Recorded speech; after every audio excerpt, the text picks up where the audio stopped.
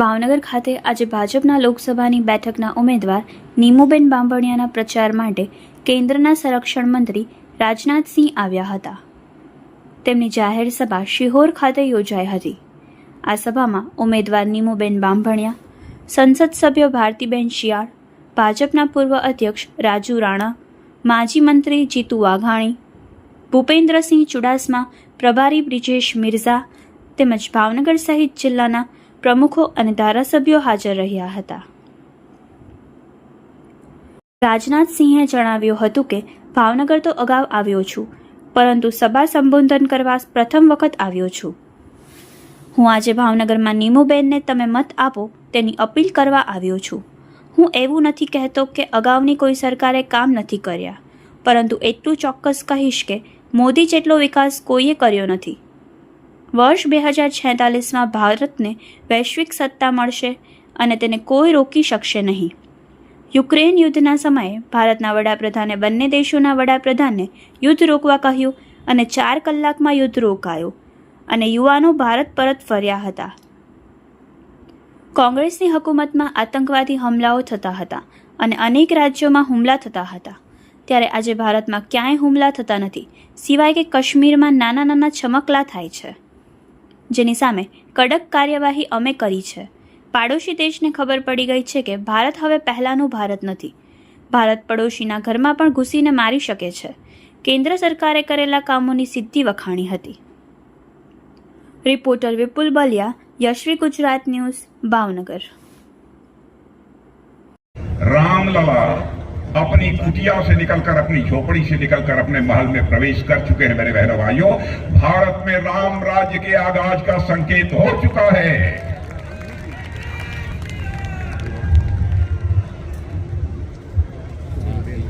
अब कोई कहे राम राज्य होता क्या है? जब आदमी को अपने कर्तव्य के प्रति जागरूकता पैदा हो जाए, कर्तव्य बोध हो जाए, तभी मान लीजिए, जब कर्तव्य बोध पैदा हो जाए तब यह मान लीजिए कि राम राज्य आने वाला है. लेकिन अधिकार बोध पैदा हो कि नहीं हमारा ये अधिकार है, कर्तव्य की किसी को चिंता ही ना हो, तो बहनों भाइयों समाज में संकट पैदा होता है. मर्यादा पुरुषोत्तम भगवान राम को यदि जेल जाना पड़ा तो कैकेयी के अधिकार बोध के कारण ही जेल जाना पड़ा. अन्य सारे लोग, उनके अंदर कर्तव्य बोध था, अपनी जिम्मेदारियों का निर्वाह कर रहे हैं. इसीलिए मैंने कहा रामलला अपने महल में प्रवेश कर चुके हैं. भारत में राम राज्य का आगाज हो चुका है. हम लोगों ने अपने घोषणा पत्र में यह भी कहा था, हम आएंगे तो 3 तलाक की प्रथा को समाप्त करेंगे. मैं जानता हूं कि लोगों ने हम लोगों के ऊपर आरोप लगाया था, कहा था साहब दूसरे धर्म के मामले में आप क्यों हस्तक्षेप करते हैं.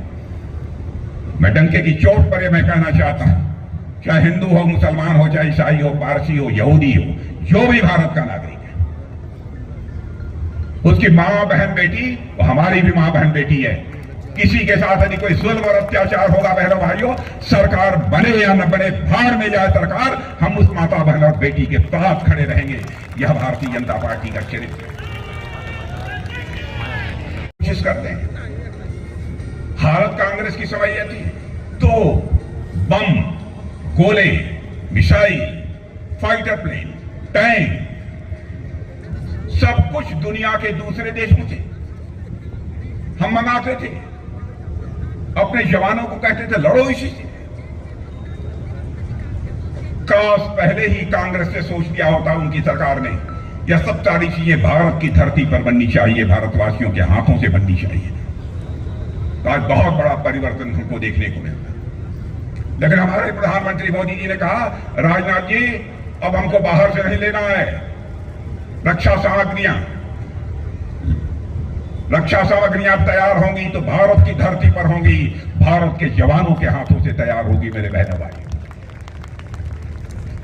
2014 के पहले इन लोगों का एक्सपोर्ट, छोटी मोटी चीजें, नट बोल्ट, यह जो लोग दुनिया को दूसरे देशों को भेजते थे कांग्रेस के लोग, 600 करोड़ रुपए का. और आज मैं आपको बताना चाहता हूं 21,000 करोड़ रुपए का एक्सपोर्ट हम लोगों ने कर लिया। फाइटर प्लेन भी बना रहे हैं, मिसाइल एक्सपोर्ट किया है अभी फिलीपींस को। कितना, लेकिन हमारी सरकार पर एक भी आरोप 10 वर्ष गुजर गए नहीं लगा है मेरे बहनों भाई। मैं याद दिलाना चाहता हूं आपको, राजीव गांधी जी भारत के प्रधानमंत्री थे। उन्होंने एक बार अपनी लाचारी, मजबूरी व्यक्त करते हुए कहा, क्या करें, मैं 100 पैसा ऊपर से भेजता हूं, लेकिन बड़ा मुश्किल 14 पैसा लोगों की जेबों में पहुंच पाता है। 56 पैसा या भ्रष्टाचार की भेंट चढ़ जाता है। 86 पैसा, 86 पैसा या भ्रष्टाचार की भेंट चढ़ जाता है। 14 पैसा लोगों के पास पहुंच पाता है। ये चिंता उन्होंने व्यक्त की थी। किसी ने उस चुनौती को नहीं स्वीकार किया। आजाद भारत के इतिहास में पहली बार भ्रष्टाचार की चुनौती को किसी ने स्वीकार किया, हमारे प्रधानमंत्री मोदी जी ने स्वीकार किया। मेरे बहनों भाई, मुझे याद है पहली मीटिंग जब हो रही थी, मैं उस समय गृह मंत्री था भारत का, साथ बैठे थे हम दोनों। जिस समय अधिकारियों की बैठक हो रही थी, वो अधिकारियों को निर्देश दे रहे थे सभी नागरिकों को जिनके खाते न खुले हों खाते खोल दिए जाए।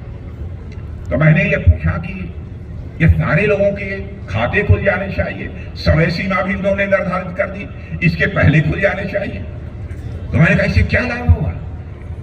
तो उन्होंने कहा कि राजनाथ जी मैं बाद में बताऊंगा। मैंने भाइयों उसका करिश्मा देखा, जनधन और आधार और मोबाइल की ऐसी त्रिमूर्ति तैयार कर दी कि आज दिल्ली के बैंक से 100 रुपया चलता है तो 100 का 100 रुपया आपके खाते में पहुंचता है। एक पैसा भी भ्रष्टाचार की भेंट नहीं चढ़ने पाता। भ्रष्टाचार भाषण देकर समाप्त नहीं किया जा सकता। भ्रष्टाचार को समाप्त करना है, भ्रष्टाचार को कम करना है, मिनिमाइज करना है, सिस्टम में बदलाव लाकर किया जा सकता है।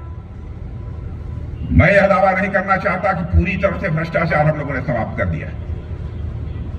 मनुष्य की कुछ स्वाभाविक कमजोरियां होती हैं, परिवर्तन होने में समय लगेगा। उसमें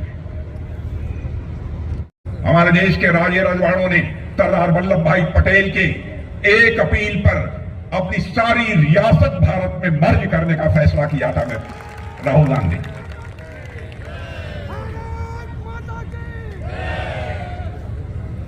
लेकिन वहीं पर जूनागढ़, हैदराबाद और भोपाल केवल 3 रियासत थी जिनके विलय के लिए बल का प्रयोग करना पड़ा था। भारत के इतिहास की जानकारी नहीं है। और मैं यहां खड़ा हूं भावनगर में, कृष्ण कुमार सिंह जी को कोई भूल नहीं सकता। बहनों भाइयों, सरदार वल्लभ भाई पटेल की अपील पर उन्होंने अपनी इस रियासत का मर्जर किया था, विलय किया था। मुझे बताया गया कि पहले व्यक्ति थे, और जो मन में आता है वह कांग्रेस के नौजवान बराबर बोलते रहते हैं। बहनों भाइयों, भ्रष्टाचार भी एक बहुत बड़ी बीमारी है।